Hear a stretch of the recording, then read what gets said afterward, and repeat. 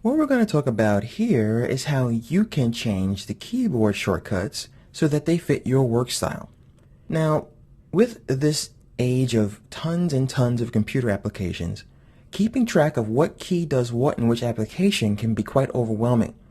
So even though I have not yet found it possible to match every application to the way I work, I try my best. For example, when I'm in Illustrator, certain keys perform certain functions. But when I'm in a different application that might be similar to Illustrator, or a completely different application altogether, like a 3D application, that key on the keyboard is going to do something entirely different.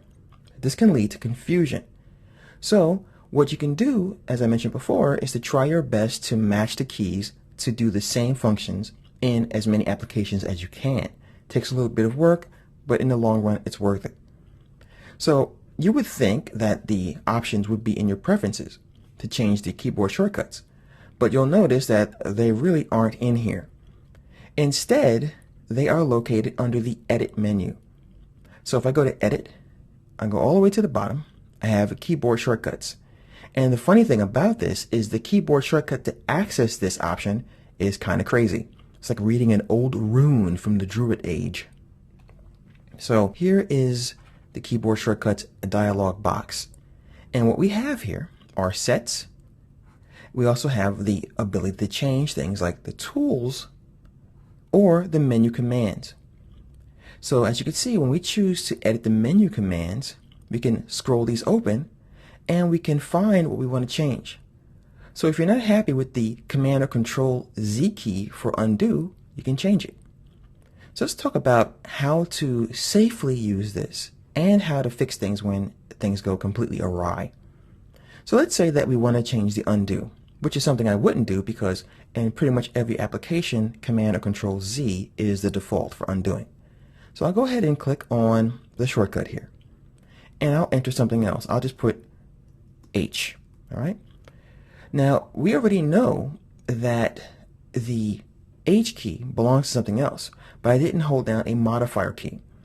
Now, what a modifier key is, as you can see here by the little warning I got when I simply typed the letter H, is it says that menu shortcuts must contain the command modifier or be a function key. A function key is something like F1, F2, F3, and a modifier is something like Command, Control, Alt, and that kind of thing. So it's telling me that I have to put a Command or Control H here. So I'll do that, and we get a different message this time. You see, the dialog box is smart enough to realize that some of these commands are already assigned to other functions, and it's going to tell you that before you make that change. It already knows that the Command H is already in use by the Hide Edges command. The menu item will no longer have a keyboard shortcut. So what it's trying to tell you is if you change this, the other command is no longer going to be available to you if you try to use this key because you're assigning it to a different function. So if you don't want to do that, hit undo. And you can also go to the Go To button here to go to this command so you can change it to something else if you want to.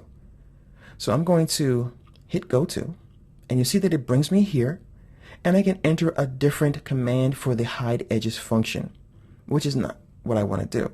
So I'm going to undo, and then my undo is back to the Command or Control Z.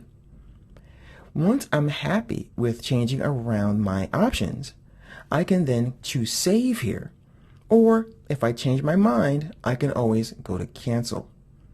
I can always go to Redo to change that back to what I assigned it to, Undo. I can choose to clear it, which gets rid of it altogether. So to make sure I don't change any of this stuff, the best thing I can do is hit Cancel. Now I can go back to that function and start all over if I want to. So don't let this worry you too much because you can always come back and fix things. Now, as you can see here, the Illustrator defaults is here. So if you do decide to change 50 things, for example, and you mess up and you save that as a different set, it's going to live here under the set command. All you have to do is go back to your Illustrator defaults, and the way it was installed will appear again once you choose that option. So feel free to experiment. And always remember, you can come back to the default at any time. If you change your mind, you're not sure you want to do this, always hit the cancel, and then you'll be good to go.